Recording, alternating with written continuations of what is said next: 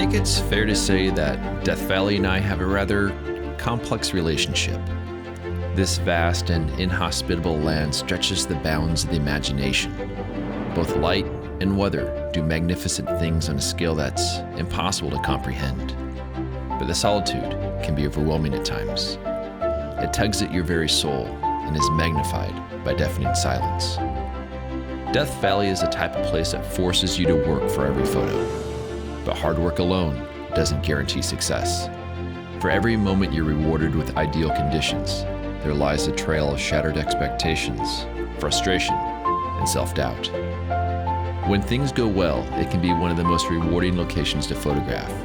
But there's been many moments through the years that have tested my perseverance as a photographer. Some might say that my trip to Death Valley last year was a disaster. Both my 8x10 cameras were destroyed by wind, and my truck was disabled by a rodent chewing on the engine wires.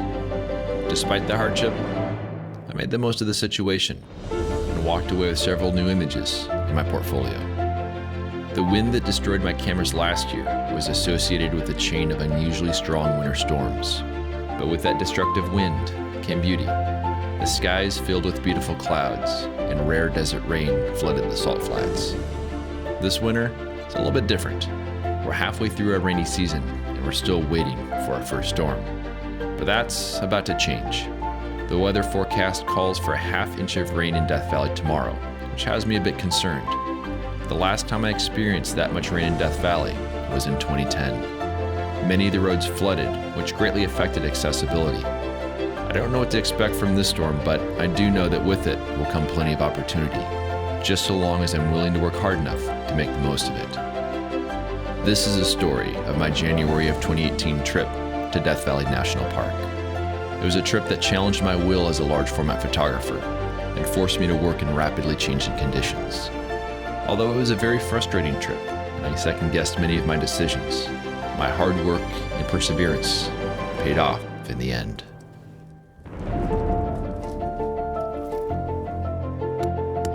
Well, I got my tent set up just in time because a little bit of a light rain is starting to fall right now.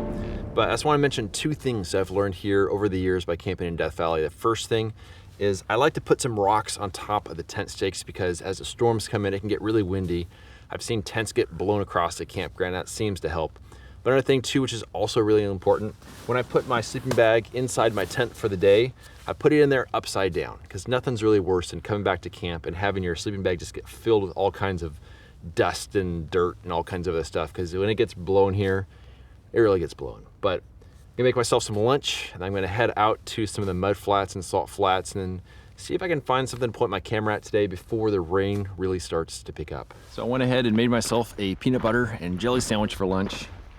And now I'm returning to the crime scene of where my ebony was destroyed, because I'm curious if the dent in the ground that the camera made is still there, because it's been almost exactly a year since that happened. And I had returned to Death Valley twice after that happened, and it was still there. So let's see if we can find it. So this area right here, this is where my ebony took the tumble about this time last year.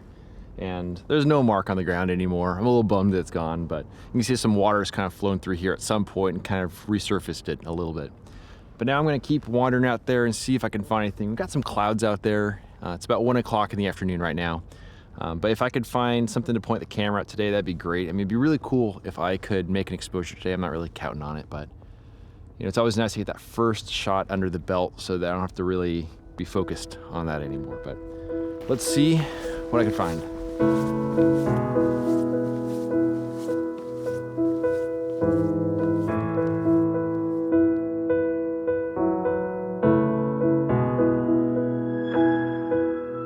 So I might have found something, but I think the big variable here is going to be what's going to happen with the weather. So I'm going to show you what I found here. So I found this area where we got these kind of cool mud cracks and some sort of grass is trying to grow back through them. It makes kind of a nice clean foreground. I mean, probably as clean as a dirt mud foreground could be, but then you have the whole mud flats back there, and it's got a really kind of a cool look to it. This is facing west, and then this over here is facing east.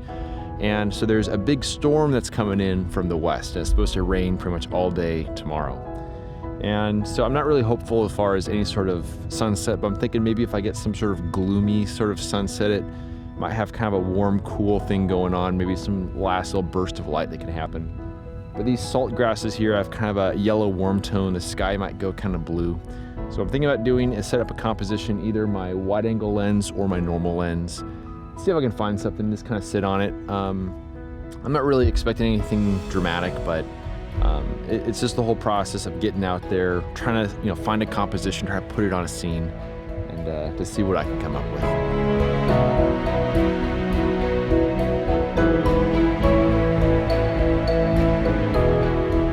Well, I'm not really sure what to think about that scene. I honestly don't think it was all that amazing of light, but I did expose 2 sheets of black and white film and a single sheet of Velvia 50. When I was working on the composition under the dark cloth, I guess it was actually a little bit on the warm side, but then there was this breeze that kind of swept through and it got a little chilly, so I think this is the cold front that's heading through.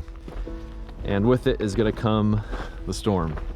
And it got a little on the stormy side, so there's also this really loud crack of thunder, and I think that was a sign that I shouldn't really be expecting much as far as a, interesting sunset here. But I feel good about exposing my first few sheets of film on this trip.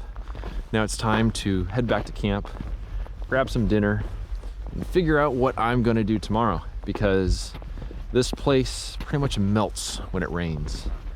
And really hard to take any pictures, but see what happens. The most important aspect of landscape photography is capturing good light. And on the evening of day 1, the light wasn't all that interesting. The photo I shot was mediocre at best and not worth scanning, but it served an important purpose. It was my first exposure of the trip, and the moment I clicked the shutter, I felt the weight lifted from my shoulders. My trip was now officially underway, and I was excited to be in Death Valley. I knew that the storm would bring with it interesting opportunities over the next several days, and I look forward to the challenge of trying to make the most of them.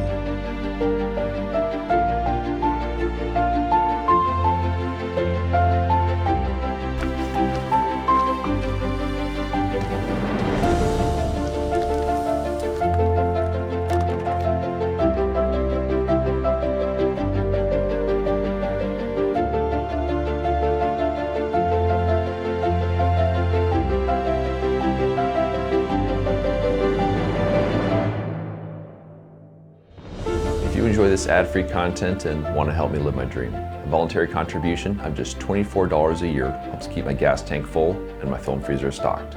For more information on how to support me and my work, please visit the donation section of my website at benhorne.com/donate. I also have prints in my 2017 portfolio box set available on my website. You can find a direct link down below in the show notes. Thanks in advance for your support.